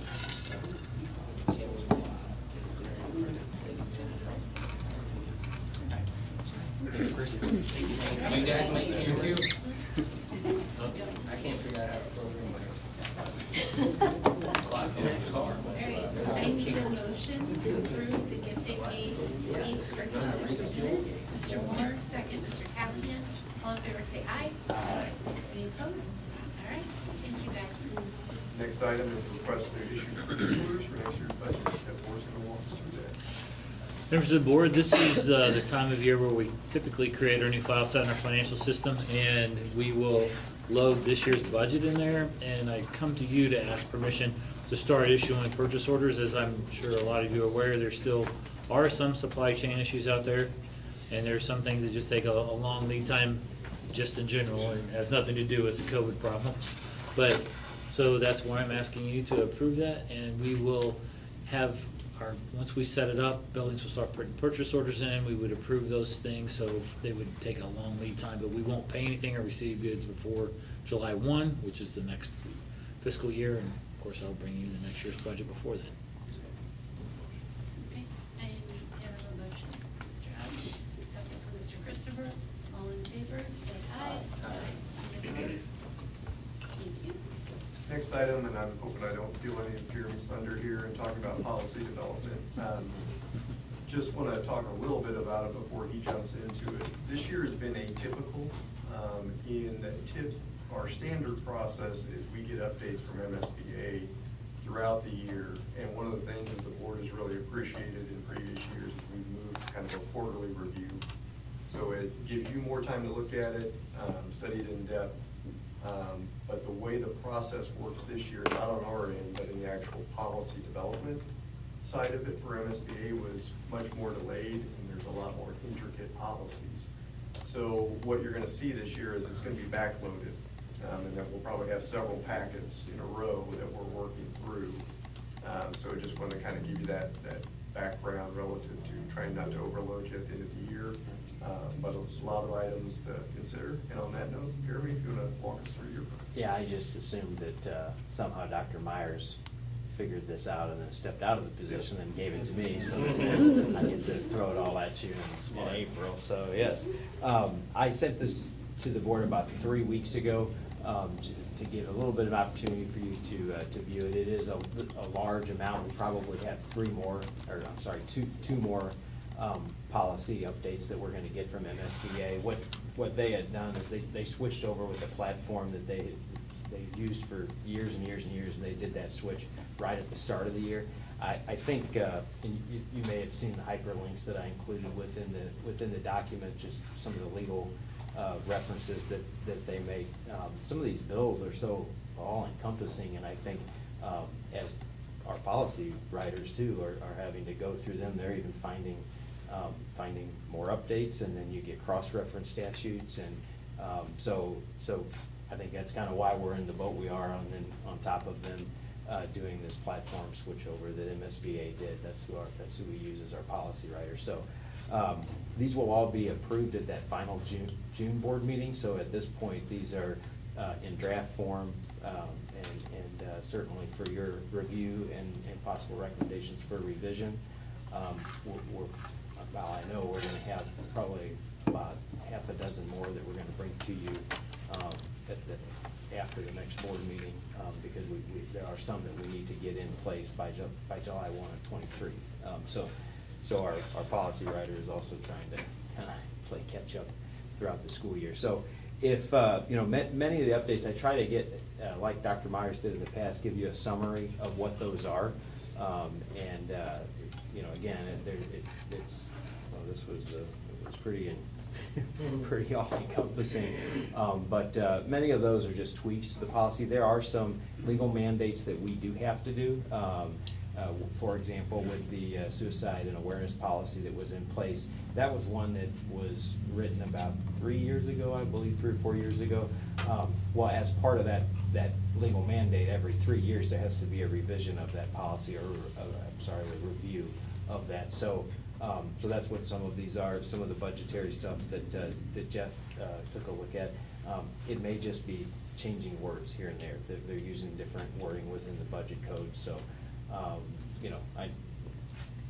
know that it's not all that exciting, but certainly necessary to keep up-to-date policy within the district. So if anyone has questions, I can, if he is looking through those. Otherwise, I think at this point, Paul, there's not a recommendation to approve as draft form, and then we'll make the final approval.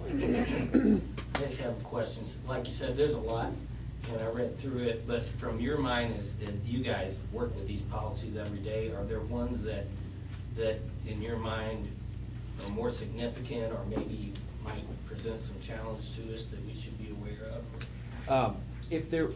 I would certainly try to direct you to those if they come up. I do know the next one that is coming up with the community engagement policy, and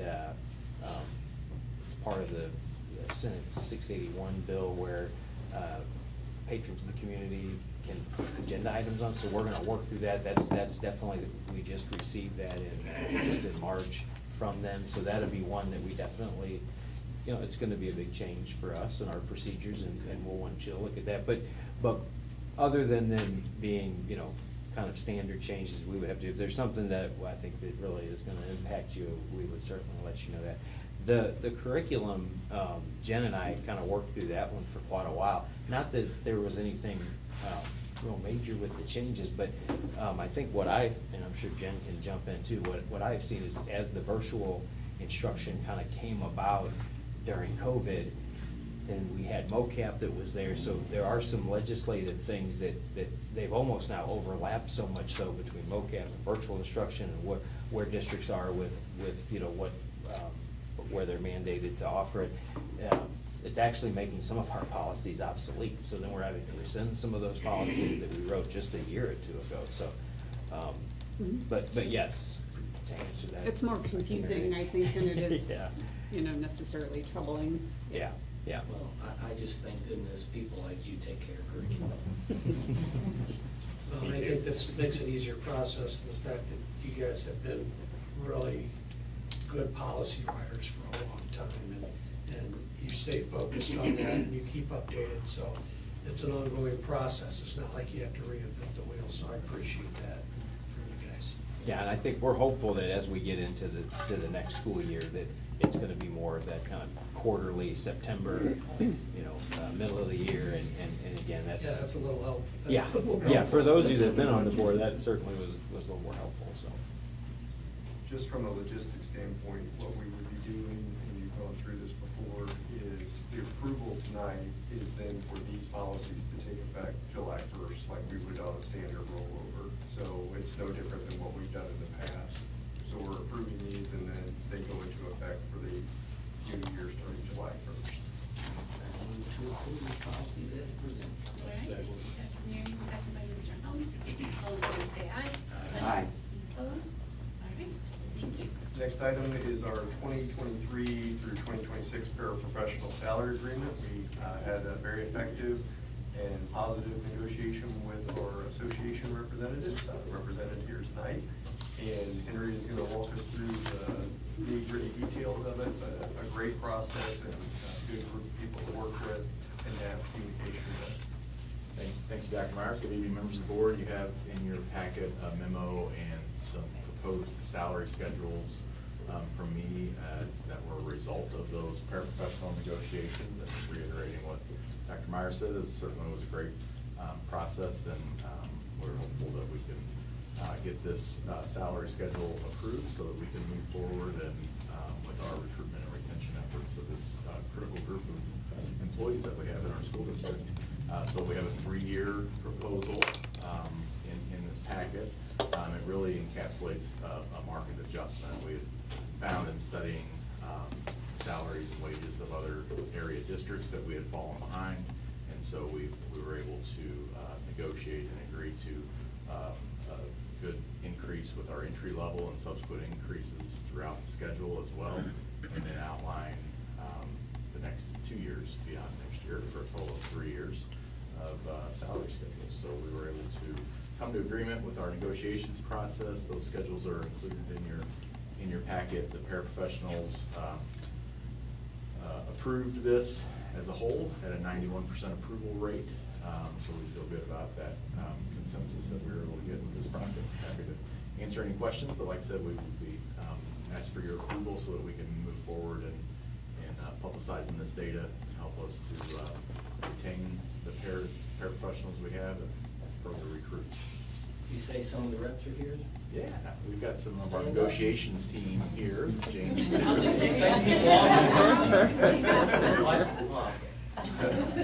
I see you. Sorry, I look stupid in my sunglasses. I'm having a rough day. Thank you for your work. I move to approve. All right. Second, Mr. Moore. All in favor, say aye. Aye. Any opposed? Okay, next item is the 2023-24 support staff pay plan. So this is mine to walk through. Happy to answer any questions on it. But big picture is what we have talked about with a lot of other groups and discussions is we're looking to get competitive for entry-level wages, and we're looking to get competitive in compensating our staff at a rate that is appropriate for the market and for their needs.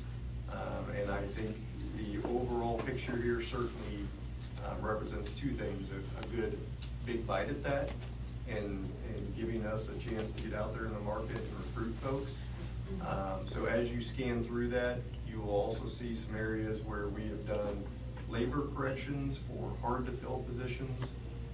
And the one that would stand out, that I would point out right off the top, diesel mechanics. We currently have 6 positions in our district for diesel mechanics. This board knows that our group of mechanics out there have consistently hit 100% on their state inspections. That is the norm for them, but that is not the case at the state level. So with 6 positions, we currently are doing that with 3 of those 6 vacant. And so that's a huge testament to that group, but it's also a work demand that's placed on that population. And so we have written in some market corrections for the entry level there, and as a result of that, it allows us to do some things in other areas for that job category. So You can see those as you kind of scan through. The only other thing that I'd like to point out really too, we did bring a recommendation to attach some stipends to those hard-to-fill positions in very unique certification areas. Those are reflected in the memo. And then separate from entry level, current hourly support staff employees, so people not affected by the entry level wage, their change will be $1 an hour increase plus a 7.1% increase on top. So that goes to that concept of that the board has really prioritized recruitment and retention. So the people that we have are valuable, you all know that, and this gives us an opportunity to make sure we're being competitive in retaining those positions. The rest of it's outlined there. You don't need me to read the memo in detail. I'm happy to answer any questions. Henry and Aaron Williams in personnel worked extensively on this. So any questions, I'd be happy to answer. Otherwise, we'd be asking for approval. Questions? All right, I need a motion to approve the support staff pay plan. Mr. Moore, second. Mr. Christopher, all in favor say aye. Aye. Any opposed? All right, thank you. Okay, thank you. Next item is the approval of the unofficial April 4th, 2023 election results. As you may know, in the state of Missouri, it's kind of an unusual thing that we are considered or classified as Fort Zumwalt as an urban school district. And as a result of that, we then have to, within 10 days of the election, we have to meet to certify the unofficial results and then reorganize the board, which is obviously what we're doing here tonight. So what I would ask is I will read the candidates from the April 4th election. We had 3 vacant seats. And the top 3 vote getters from that in order of votes were Erica Powers, Mark Pratt, and Catherine Catbird. So I would ask for a motion and approval. Actually, you guys for that. That's your job, I'll say later. But ask that you consider approval for those unofficial results. All right, I need a motion to approve the April 4th. Second. All right, we have Mr. Howells and Mr. Can I make a Callahan. comment first? Absolutely. I'm sorry, but I want to thank Craig and John, and it's been a pleasure to work with them, and I want to recognize them before we send them packing that I wish we could have worked with you longer. Thank you for everything you've done. Yes. I'd like to go with that. Go ahead. You're good. I want to thank you as well. We've only been on the board with you for 1 year, but been a member of the community for a long time, and your service is appreciated, and from students, staff, community, your impact has been profound, so thank you. We had a comment before the. Go ahead. Let me go first.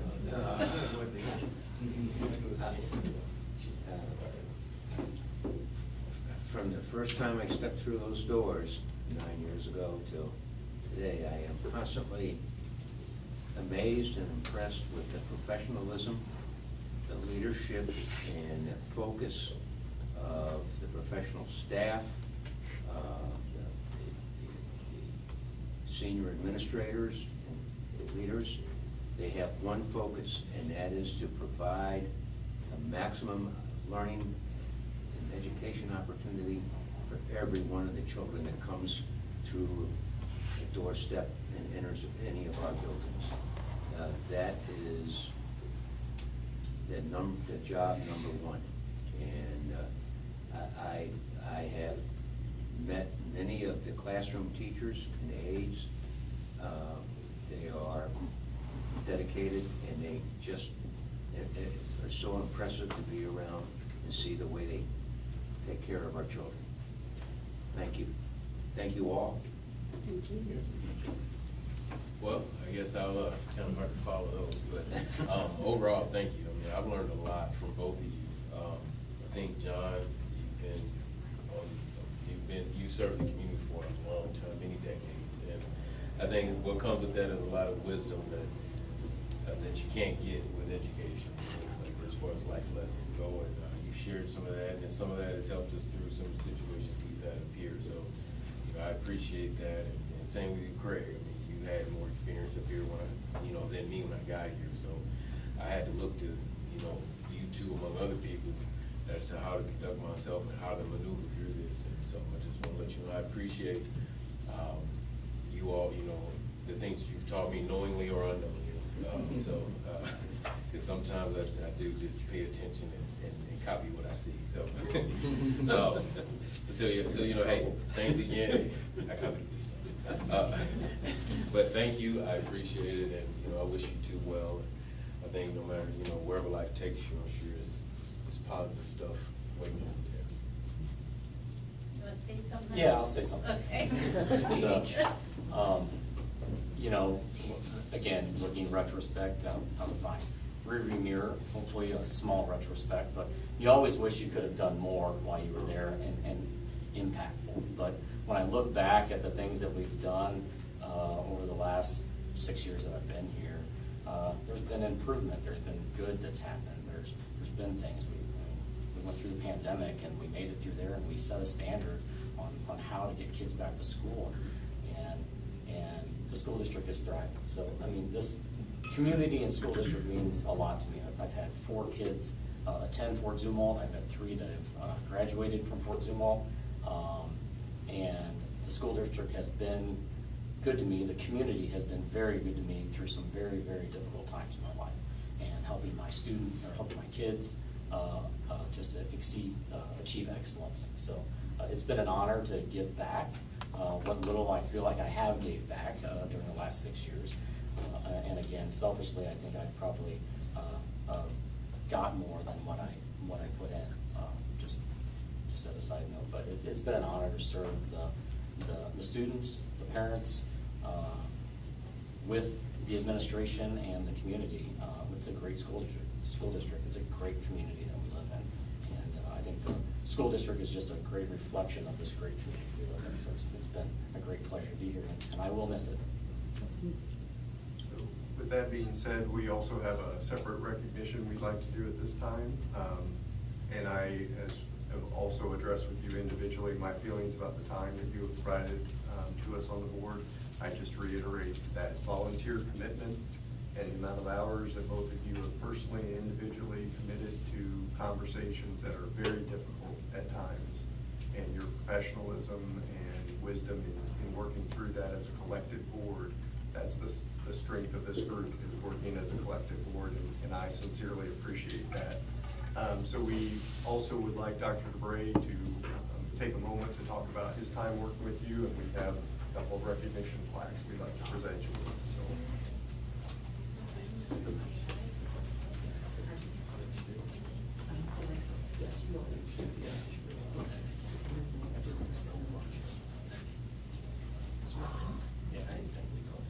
That's what I asked the same. We did it for a second, we didn't vote, so we better do that. Yeah, I think that's why I was asking. I thought we got interrupted. Yeah, I interrupted it because I didn't want to lose the chance for. All right, Yeah, so, we did have a so I first wasn't and second. crazy. We Yeah. were first and Okay. second, but we need everybody to. Yeah, okay. All right. All in favor, say aye. Aye. Any opposed? All right, Now we're done. there. Now we can really let you guys down. John and Craig, would you come down here, please?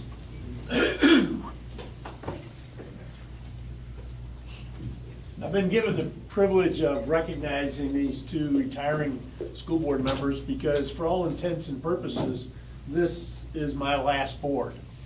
And I started in 1985, and the board was Cindy Osman, Karen Jones, Ron Jeffries, Carolyn Coffey, Nancy Knable, and John Welch. In those days, we only had six members. They added a 7th member in the middle of the 90s or so. Was a great board. I really enjoyed working for them. Cindy Osman was such a strong leader. Karen Jones helped write the original application for the St. Charles Community College and then was later a professor there. Great board of education. This is my last board, and it's a great board. They're just different. Every board is different. And you have to get used to how they operate, how they think, what's going to be the vision of a board, and then as a superintendent, you have to try to make that happen. So I really appreciate these 2 gentlemen The board wanted them to have these plaques. John Callahan for 9 years on our school board. Craig Moore for a little over 6 years on our school board. And let me just say, John is a voracious reader. He doesn't have a television set. He reads, and he looks at his internet screen, and he calls me about 7 a.m. in the morning. And he always asks, do you have 2 minutes? Do you have 5 minutes? And it's either to talk about an agenda item, because he reads his agenda thoroughly, or it's to tell me about the 1917 potato famine in Ireland. But he's been a joy to be around. He's really a good guy, and I appreciate his service to the board. Craig said up here that he probably didn't make as much of a contribution as maybe he thought he could. He has no idea, folks. Craig has been integrally involved in our apprenticeship program. His business, Quest, has provided internships for our students that are going through the apprenticeship program. You're going to think about that years down the road. Maybe you won't associate Craig Moore's name, but it started with Craig and these 5 partners that we have.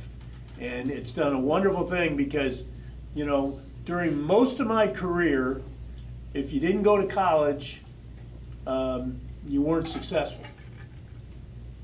That's not the case anymore. There's a lot of technical careers out there, high-paying jobs, and we are at the inception of that. So we now are providing for all the kids. Not only those kids that want to go to college, but those kids that want to do a technical career and make a lot of money. So I give Craig a lot of credit for helping this get started, and I think you'll think about it for years down the road, even though he's not here. Thank you, Dr. Burke. It's been great. Appreciate it. Great. Thank you, Doctor. All right.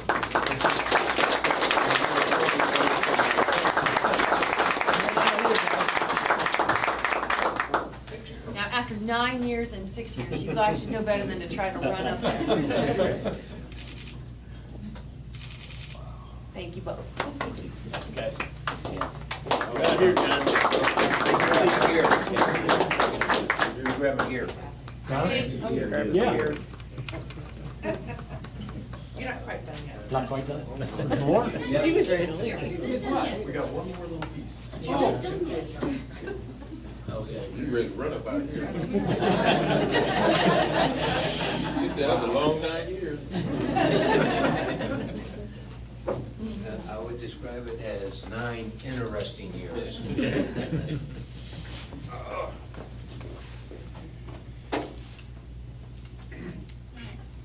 You're not leaving without hugging me anyways. Right. Anyways, go ahead. Okay, next item is we have a request to adjourn Cindy. All right, I need a motion and a second to adjourn. All right, Mr. Holmes, second, Mr. Christopher, all in favor, say aye. Aye. All right, Ms. Breen?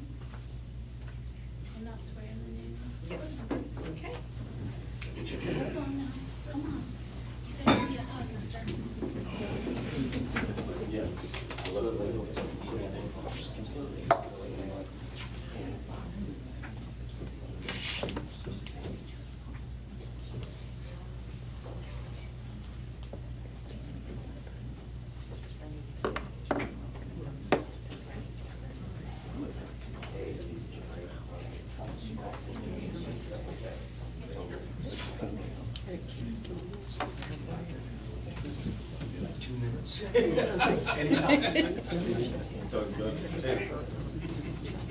It's doing great, man. Must be a strength. Yeah, absolutely.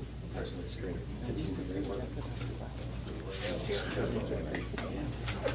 Ted, you got to tackle Craig. You got to tackle Craig for Dr. Brown. Okay. Thought he was going to be waiting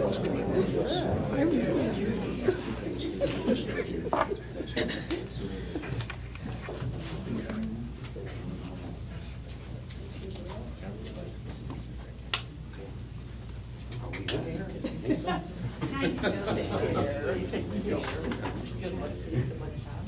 want to thank you for recommending one of the most expensive paperback books I ever bought in my life. Thank you so much. Thank you for your work. Thank you, guys.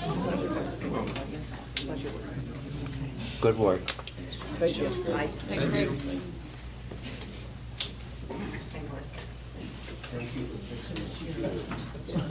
Day one.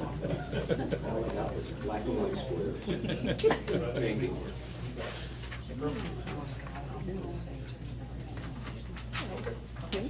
All right, please raise your right hand.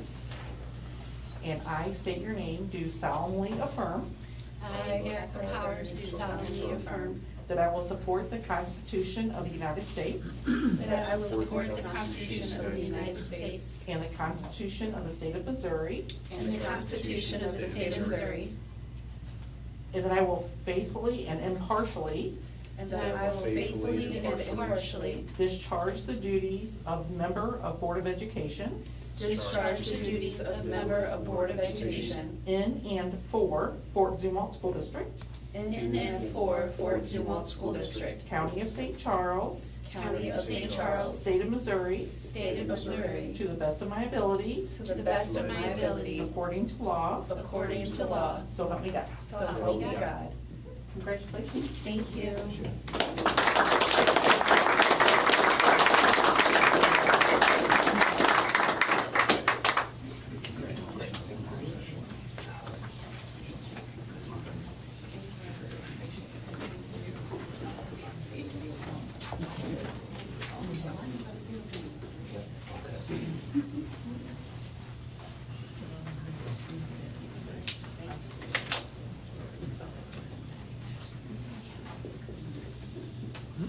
All right. So the next item is I will serve as temporary chairman to facilitate electing the new president for next year. So in that role, I'm going to open the floor for a nomination for president.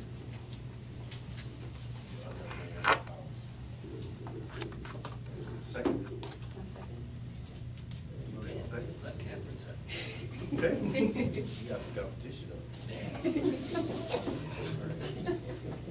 All in favor? Aye. All right.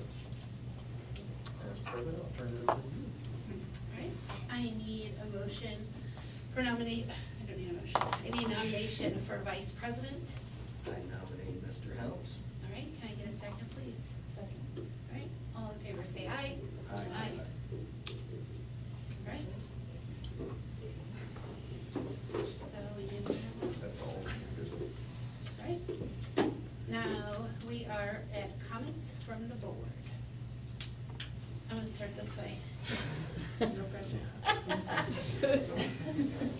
Okay, well, first of all, I'd like to say I'm very excited to be here on the board. I've got a lot of supporters, volunteers, certainly family members that have stuck by me throughout this process, and it's been a bit of a process, and very happy and excited to be here.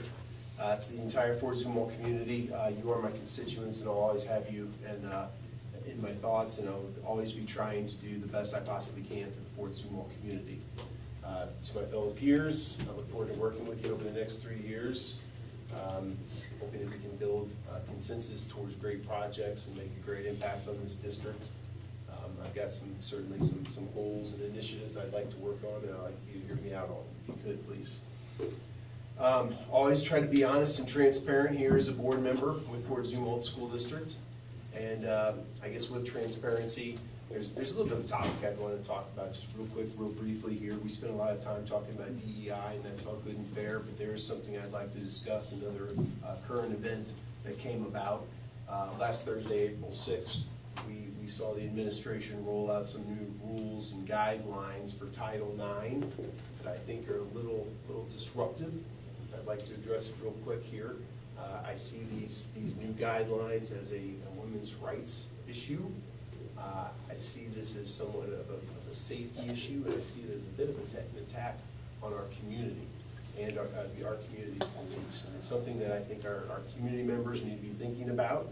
Certainly the board members need to be thinking about in administration.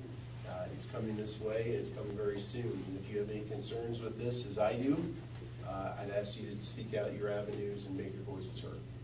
But aside from that, I'm very excited and happy, and hope to do my best for the community. Thank you. All right, so first, thank you to the students who blessed us with this fabulous artwork that we have around here. And so also congratulations to the Fort Zumwalt South cheer team as well. I think that's phenomenal. I think it's another bright spot in our district. Diversity Committee and Bullying Committee, thank you all as far as the staff, students, administration, other board members that participated in building those goals and achieving them. So thank you for all the work that you all have done there. Congratulations to Catherine. Congratulations to Mark for their win. I look forward to working with you both, and I really look forward to seeing how you all bring up here, and you all bring ideas to the table, and work to make our district even better than it already is. Yeah. And then thank you so much. Thank you everyone who supported me along the way. I want to say I absolutely love coming into these meetings and seeing all the wonderful things that our district does, all of the bright spots that we have. It's certainly one of my favorite things. I very much appreciated all the work that's been done to present from the different committees and from all of the improvements and things that we have going. I know there's a lot that goes into that, so thank you so much. And I look forward to working with everyone here as well, and learning from people that have done this plenty longer than I, and working to build our district up together. Thank you. Mr. Christopher? Great work on all the committees. I love the fact that we're concentrating them on the same time, because they certainly intermix with each other, and I think they can feed off each other and really make some profound impacts on the kids. And that takes a lot of work, so everybody that volunteered for those meetings and all the district administration staff, thank you very much. Congratulations to the two new ones. Look forward to working with you, and I just look forward to continuing in our great direction that we're going. We work hard, everybody works hard. I think everybody has the kids' interest at heart, and I think that we're gonna continue to be strong and just proud to be a part of it. So thank you. Well, I used up most of my comments, so I'll be brief. I'll just welcome Mark, and can we call you Kat? Is that what we Yes, call you? indeed, that's To the board, look forward to working with you guys, and thanks to everybody's work. Thank you. I just want to mention real quick, we didn't say Flint Hill when we said the art, and this is Flint Hill that's up here, so it's really good. I just wanted to throw that out there, so they were represented. It's all right, I just noticed it because I'm coming up. So, also, I want to mention too, with the committees, awesome work. We've had lots of discussions, people's time with it. But what's really important and the best thing about them that I want everybody to know is that it doesn't stop there. It's not just we had a committee and here we go. It's all going in with the CSIP and the greater plans for our district, that it's going to keep continuing. And we're going to keep monitoring, and is this working? Can we be doing this better? Was this the right way that we were going, or should we more so go this way? With input from everybody. So it's a great start that we're at, and I love where we are, but I'm even more excited that this is a continued thing that we're doing. So I just want to throw that out there, because it's not always super clear when we're explaining things. So, all right, with that, I need a motion to go into closed session in accordance with RSMO 610.021 to discuss the approval of minutes from the March 20th, 23 closed session, hiring and firing, promotion of personnel. Mr. Gabriel. And legal matters, sorry. I have a motion from Mr. Helms, second. Mr. Pratt. Roll call, please. Mr. Pratt? Yes. Jeff? Yes. John Christopher? Yes. Gabriel? Ms. Bird? Erica? Yes. Back to all these new names. We will take a 15-minute break. And we'll be back.